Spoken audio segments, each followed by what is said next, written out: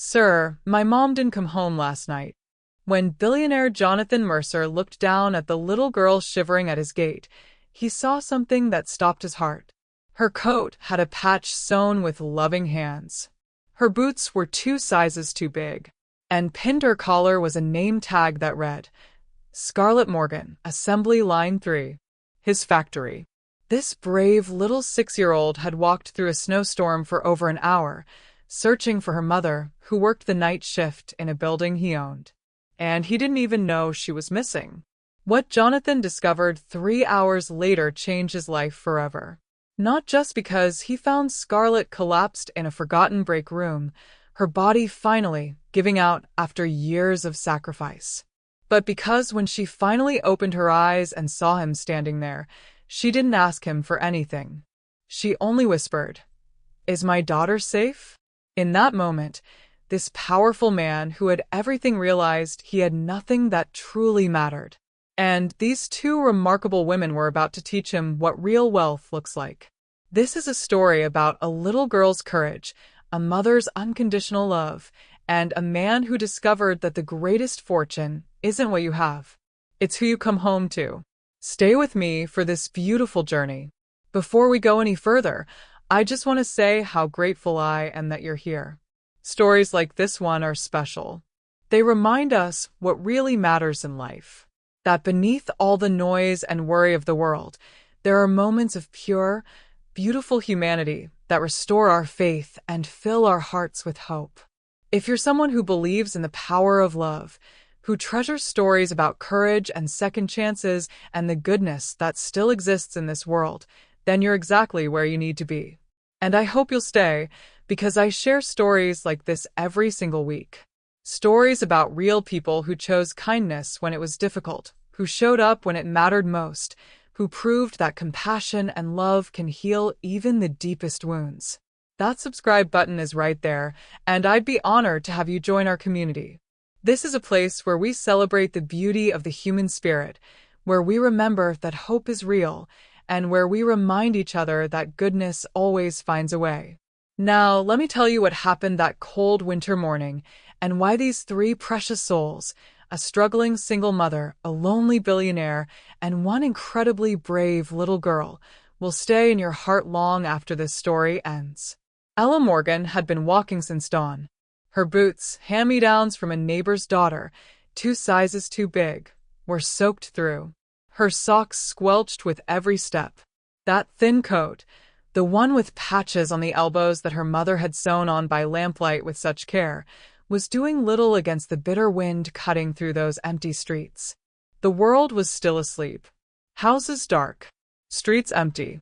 Just a little girl and the falling snow and a fear so overwhelming it felt like it might swallow her whole.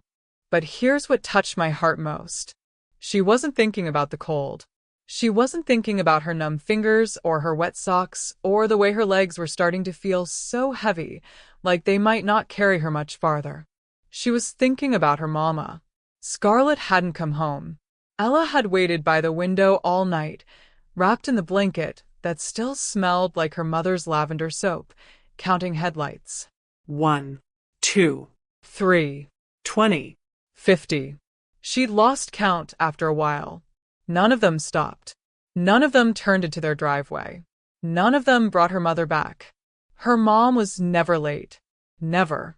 Even when she was exhausted, even when she'd worked a double shift, she always came home by 7 in the morning.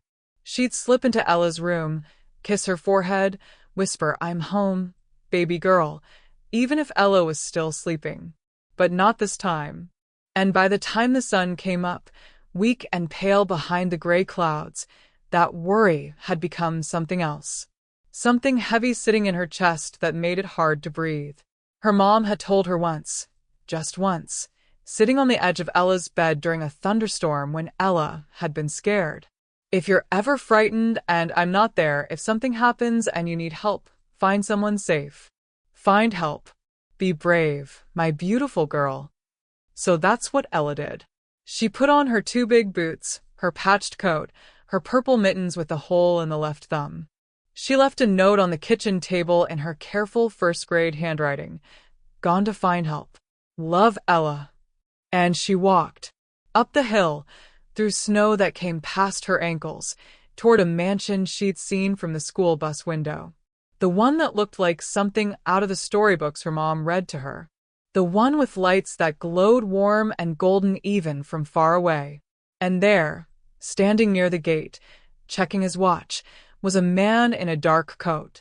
She walked right up to him, her heart pounding so hard she could hear it in her ears, and whispered those 6 words that would change everything.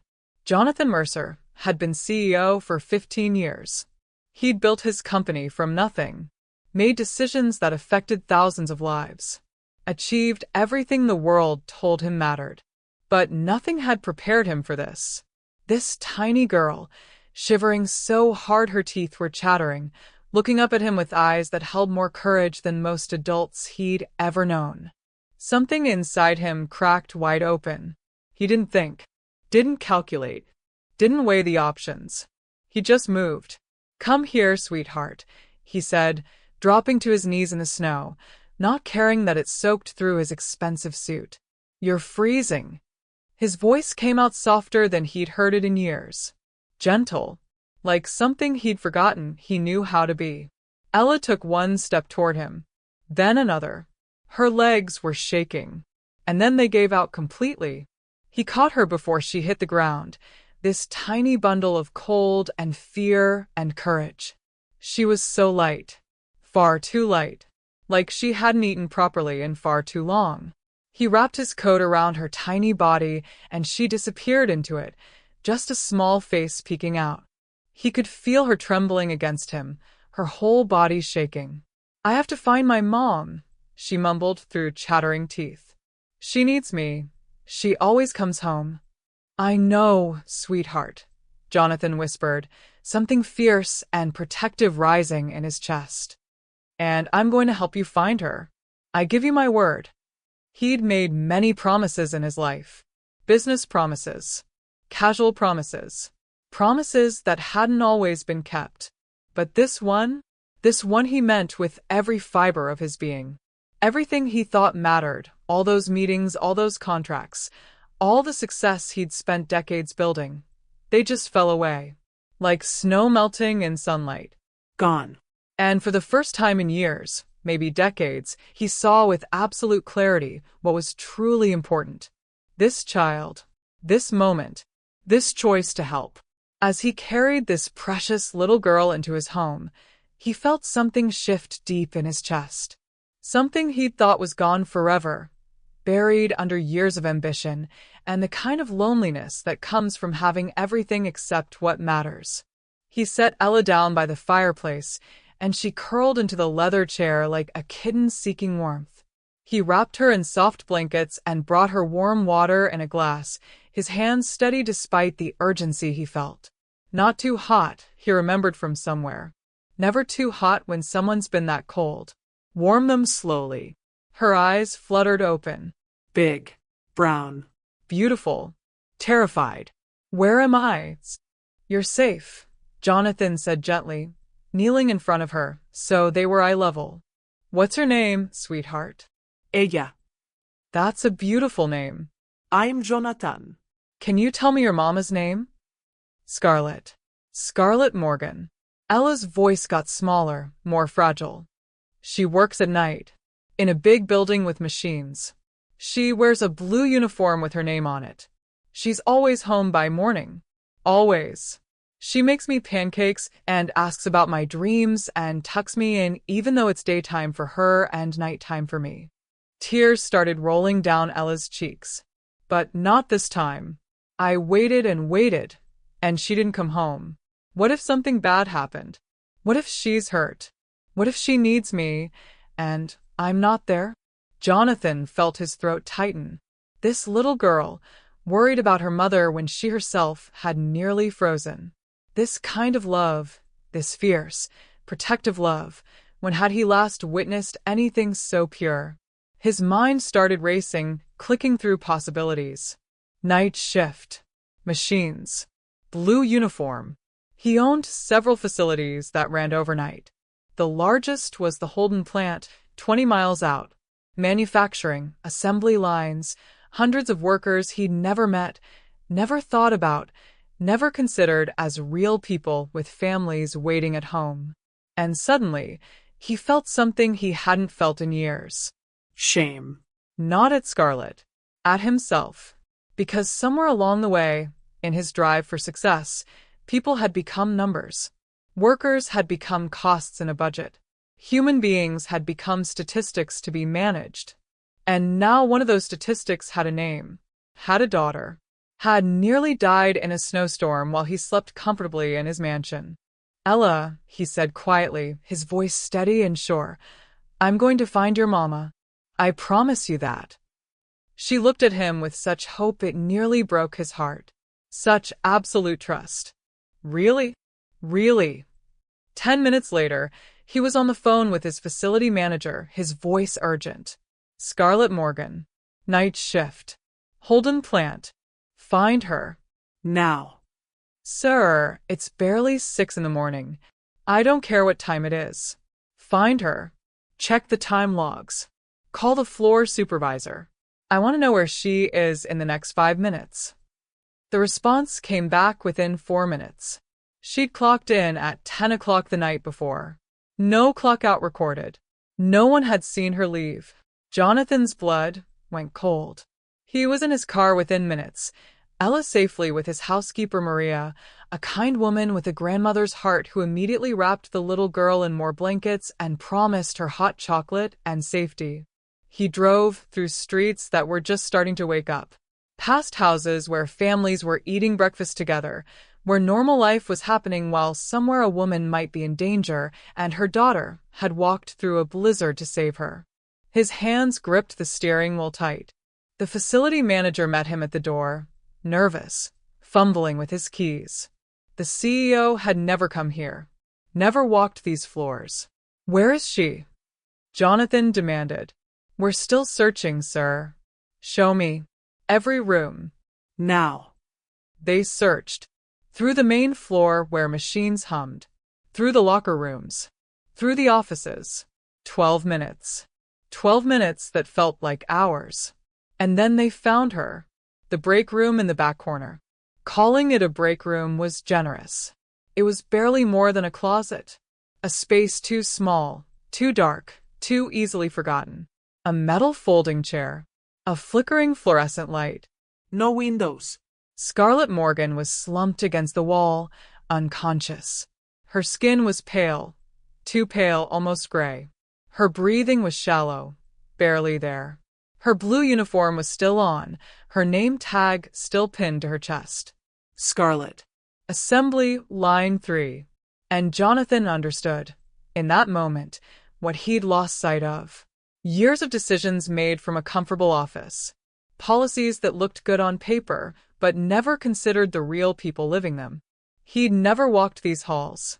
Never saw the faces behind those numbers. Never asked what his choices actually meant for the mothers and fathers working here. Now he knew. He dropped to his knees beside Scarlet, his hands shaking. "Call an ambulance." Now. He lifted her carefully. She was too thin, and her head lolled against his shoulder. He could feel how exhausted her body was, how it had been pushed beyond what anyone should bear.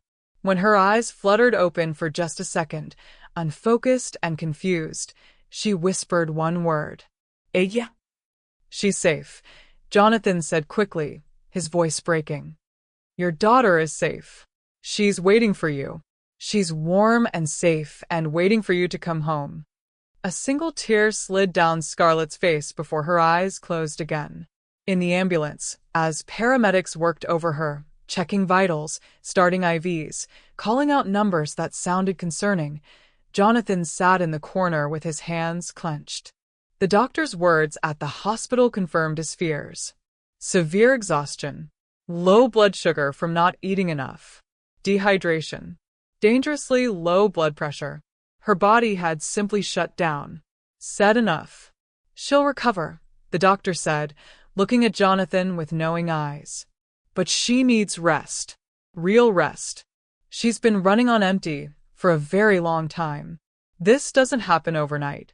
This is what happens when a mother loves so deeply she forgets to care for herself. Jonathan nodded, his jaw tight, his heart breaking, and made a decision that would change everything. This stopped today. When Scarlet woke up in that hospital room 12 hours later, her first thought was a prayer of gratitude. Thank God.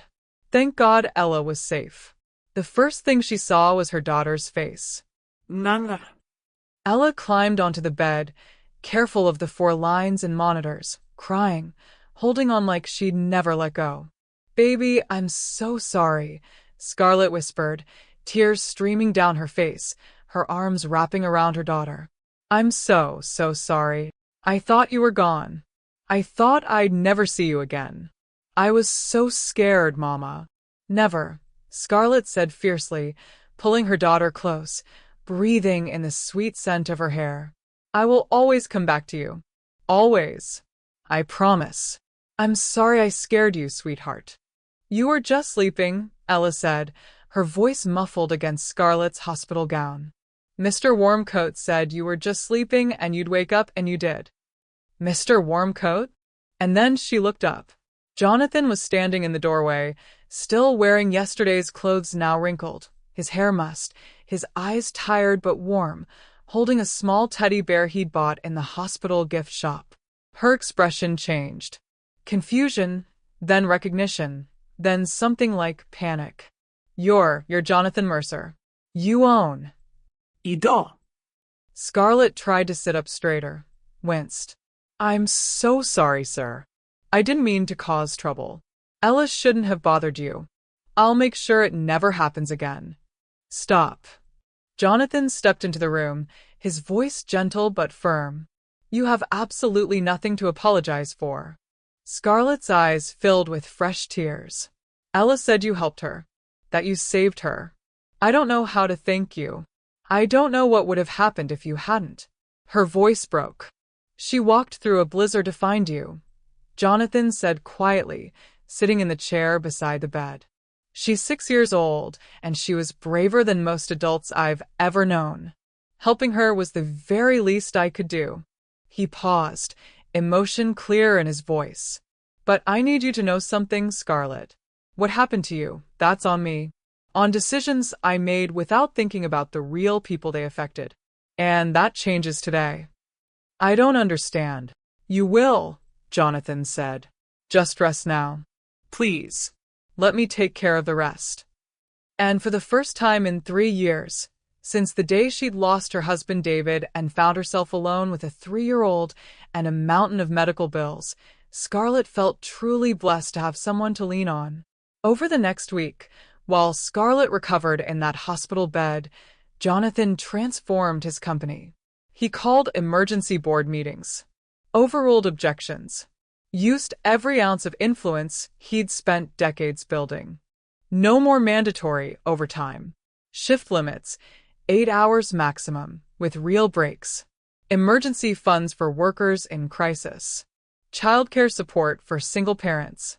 Mental health resources. Proper break rooms with comfortable furniture, with windows, with dignity. Cafeterias with healthy, affordable food. Fair wages that people could actually live on. His executives pushed back. Sir, the cost. We're doing this, Jonathan said firmly. These are people, not numbers on a spreadsheet. Human beings with families who depend on them. These changes are happening. He had his lawyers draft new policies. Had HR implement them immediately. Personally walked every floor of every facility he owned, looking at the faces of people he'd never taken time to see before. Learned names. Heard stories. Saw the exhaustion, the worry, the grateful tears when he announced the changes. Saw mothers who wept when they heard about the childcare support. Saw fathers who could finally attend their children's school events. Saw workers who looked at him like he'd given them back their lives. And he felt something shift inside him. Something that made all those years of chasing success seem hollow. But the policy changes weren't what changed him most. It was the visits. Every single day he went to that hospital. Brought books for Ella, fairy tales and adventures and stories about brave little girls. Made sure Scarlet had everything she needed, good food from the best restaurants in the city, flowers that made her room smell like springtime. And he listened, really listened. Scarlet told him about her husband, David, about losing him too young, too suddenly, about raising Ella alone, and trying to be both mother and father to a little girl who asked every night when Daddy was coming home, about working 2 jobs just to keep a roof over their heads, about the worry that lived in her chest every single day that she wouldn't be enough, that she'd fail her daughter, about choosing between groceries and electricity, about Ella's patched coat because a new one wasn't in the budget, about working night shifts so she could be there when Ella got home from school, even though it meant she never slept more than 4 hours at a time. "You didn't fail," Jonathan said quietly, his voice filled with admiration. "You're the strongest person I've ever met." Scarlet looked at him, surprised. "I collapsed in a break room. You kept going when anyone else would have given up. You worked yourself to exhaustion to take care of your daughter. You sacrificed everything, your health, your sleep, your own needs, to make sure she had what she needed. That's not failure, Scarlet. That's the most beautiful kind of love I've ever witnessed." His voice got softer. "I've built companies, achieved what the world calls success, and none of it required even a fraction of the courage you show every single day." And for the first time in years, Scarlet felt truly seen. Not as a worker, not as a number on a timesheet, not as someone to be pitied, as a person, as a mother, as someone who mattered. When Scarlet was discharged 5 days later, Jonathan made an offer that surprised everyone, including himself. "Come stay at my house, just until you're fully recovered." "I couldn't possibly." "You can. The doctor said you need at least 2 more weeks of rest. Real rest. No stress, no worry. And Ella deserves to see her mother healthy and whole. Please." "It would be my honor." Scarlet wanted to say no, wanted to hold onto her pride, her independence. But when she looked at Ella's hopeful face, those big brown eyes pleading silently, she couldn't. "Just for a little while," she whispered. That little while became something neither of them expected. The mansion felt overwhelming at first. Too big, too beautiful, like stepping into a world where they didn't belong. But Jonathan made them feel like home. He gave them rooms overlooking the garden, made sure the kitchen was stocked with Ella's favorite foods, set up a little library filled with books and a window seat where Ella could curl up and read. He asked his housekeeper Maria to help Scarlet, not to serve her, but to befriend her. Maria, a kind woman with a grandmother's heart, taught Ella to bake cookies, told stories in Spanish and English, made the vast house feel warm. And slowly, day by day, something beautiful started to grow. Ella started calling him Mr. Warmcoat, this sweet nickname that made him smile every single time. This reminder of how they'd met, of the moment that changed everything. Scarlet found herself laughing again. Real laughs. The kind that came from deep in your belly and reminded you what joy felt like. They'd have dinner together at the big wooden table in the kitchen. Ella would chatter about her day at her new school, the one Jonathan had enrolled her in, the one with art classes and music. They'd read stories by the fire, Ella nestled between them, her small voice reading aloud while they listened and praised every word. They'd build snowmen in the garden, all 3 of them red-cheeked and breathless with laughter, Ella's giggles ringing out like music. Jonathan helped Ella with her homework every evening, his brilliant mind that could handle complex business matters struggling with first-grade math in a way that made Scarlet laugh until she cried. "No, Mr. Warmcoat, you have to carry the one. I'm carrying it." "Where am I supposed to carry it to?" "Here." Ella would point with her pencil, giggling. He listened when Ella chattered about her day at school, about her friends Emma and Sophie, about the butterflies she saw on the playground, singing songs off-key with such enthusiasm it made his heart swell. He made pancakes on Saturday mornings even though he'd never cooked before. The first batch was terrible, burnt on the outside, raw in the middle, and they ate them anyway, drowning them in syrup and laughter. By the third Saturday, he'd almost figured it out. And the pride on his face when he presented a plate of actually edible pancakes made Scarlet's heart twist in her chest. And somewhere in all those small, ordinary moments, something extraordinary was growing. Love didn't announce itself with fireworks or grand declarations. It grew quietly in the spaces between words. In the way Jonathan always made sure Scarlet's favorite tea was ready in the morning, Earl Grey with honey, just the way she liked it. In the way Scarlet made sure he actually stopped working and ate dinner, reminding him that these moments mattered more than any business deal.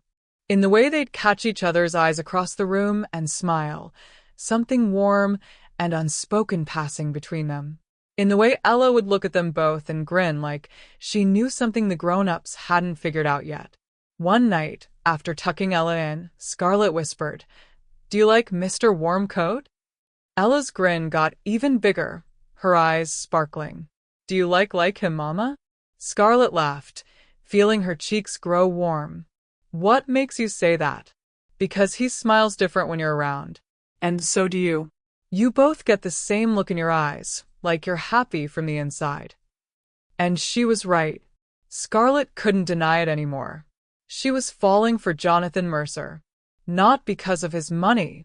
Not because of the mansion or the security or the comfortable life he could offer, but because of who he was when none of that mattered. The man who sat on the floor building block towers with her daughter, celebrating when they didn't fall, laughing when they did. The man who listened when she talked about her day, about her dreams, about her fears. The man who looked at her and Ella like they were his whole world. The man who'd been living in a beautiful house but had never really had a home. Until now. Weeks turned into a month, then 2. Scarlet had recovered physically, but Jonathan couldn't bear the thought of them leaving. And truth be told, neither could she. They'd fallen into a rhythm that felt like it had existed forever. Morning tea.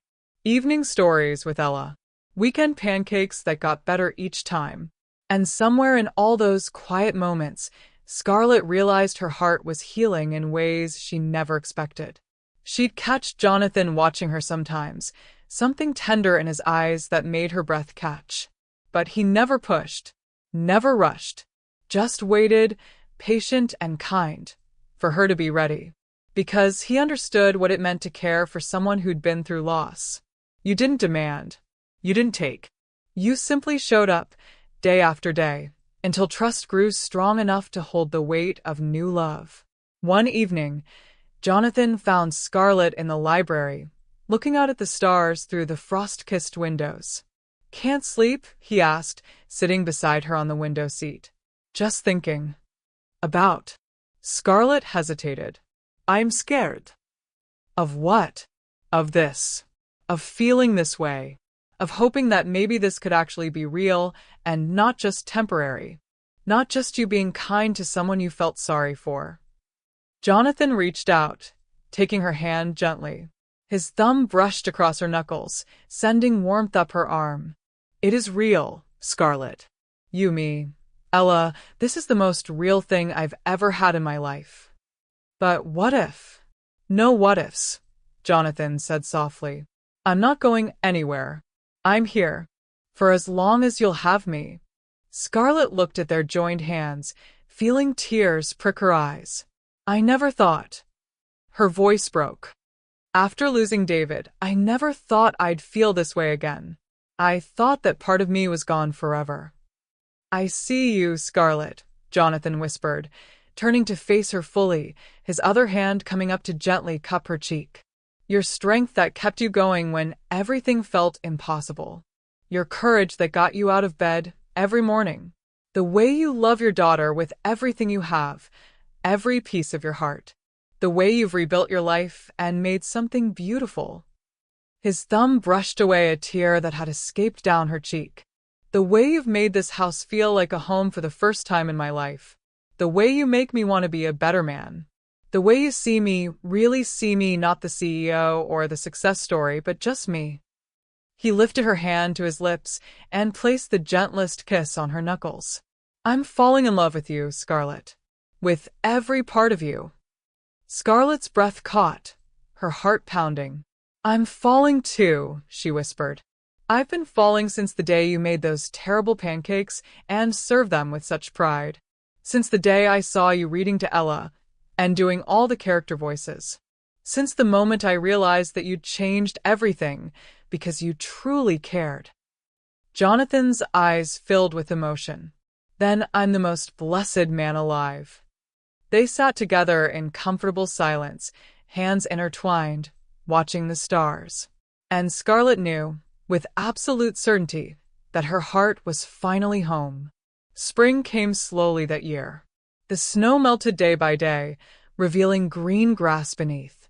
Flowers bloomed in the garden, roses and tulips and daffodils that turned the world into a painting of color and life and hope. Ella spent hours in that garden, making fairy houses out of twigs and stones, chasing butterflies, laughing in a way she never had before. And, with the season came change. Jonathan hosted his annual charity gala, but this year was different. This year, he stood on stage with Scarlet and Ella in the front row, wearing a beautiful dress that made her feel like a princess, and he told their story.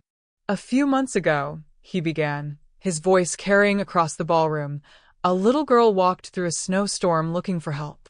She was 6 years old, terrified, alone, and she taught me something I'd forgotten, that the smallest voices often carry the biggest truths. He looked directly at Scarlet, and she felt her breath catch, tears already forming. I'd spent my entire life chasing what I thought was success, building wealth, measuring my worth in profits and achievements. But success means nothing if we forget the people around us, if we lose sight of what truly matters. His voice got stronger, more heartfelt.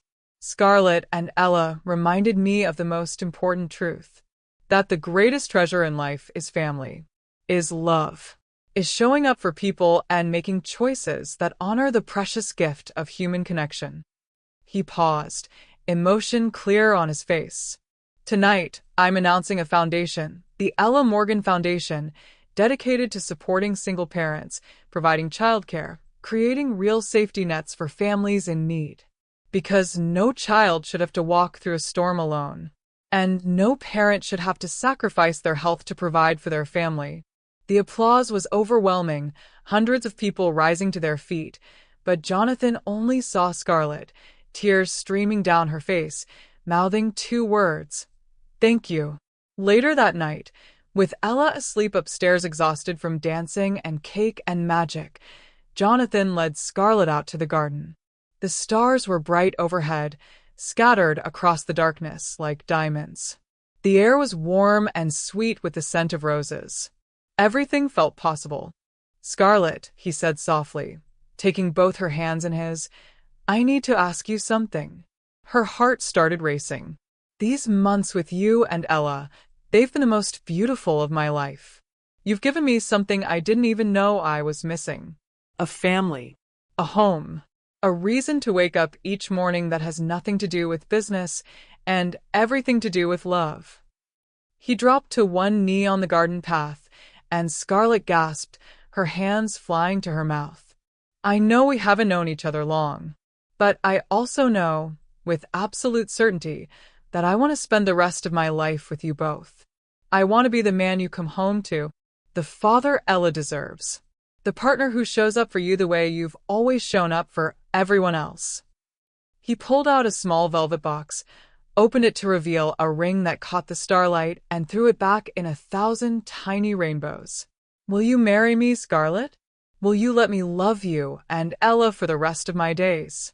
Scarlet couldn't speak, couldn't breathe, could only nod, laughing and crying at the same time, joy overflowing from her heart. Yes. Yes. 1,000 times yes. Jonathan stood, pulling her close, his lips meeting hers in a kiss that felt like coming home. Like finding something she hadn't even known she'd been searching for. Like every broken piece of her heart clicking back into place. because she was his and he was hers, and they were finally beautifully whole. Upstairs, Ella peeked out the window, grinning so wide her cheeks hurt, watching Mr. Warmcoat and her mama dance under the stars. She'd known all along. Her mama had found her happy ending. And so had she. 6 words whispered in a snowstorm became a love story that changed 3 lives forever. Jonathan learned that true wealth isn't measured in bank accounts or achievements. It's measured in the people you show up for, in the lives you touch, in the moments you choose compassion over convenience, love over profit, humanity over everything else. Scarlet learned that accepting help isn't weakness, that sometimes blessings really do come to people who've been through hard times, that it's okay to let someone see you, even the broken parts, even the scared parts, even the parts you've been hiding from the world. And Ella? She learned that courage isn't about not being afraid. It's about taking the next step anyway, about asking for help when you need it, about believing that someone will hear you. They became a family. Not because of money or circumstance or convenience, but because they chose each other. Because Ella was brave enough to ask for help. Because Jonathan was willing to listen. Because Scarlet was strong enough to let someone in. And because sometimes, when you're brave enough to whisper into the storm, the whole world changes. I hope this story touched something deep in your heart. I hope it reminded you that kindness matters, that showing up matters, that the smallest act of compassion can change someone's entire world. I'd love to hear from you in the comments below. Which moment touched your heart the most? Was it little Ella's courage as she walked through that storm? Was it Scarlet's fierce love for her daughter? Was it watching Jonathan discover what truly matters in life? Or was it seeing these 3 precious souls find each other and become a family? Your stories and reflections mean the world to me. I read every single comment, and I'm so grateful for this wonderful community we're building together. If you'd like more heartwarming stories like this one, stories about love, courage, second chances, and the beauty of everyday blessings, I'd be honored if you'd subscribe. Every week, I share stories that remind us of the goodness in this world and the power of the human heart. Thank you for spending this time with me today. Thank you for opening your heart to Ella, Scarlet, and Jonathan's journey. Until we meet again, remember this: the smallest act of courage can change everything. And you never know when you might be the answer to someone's prayer. God bless you all.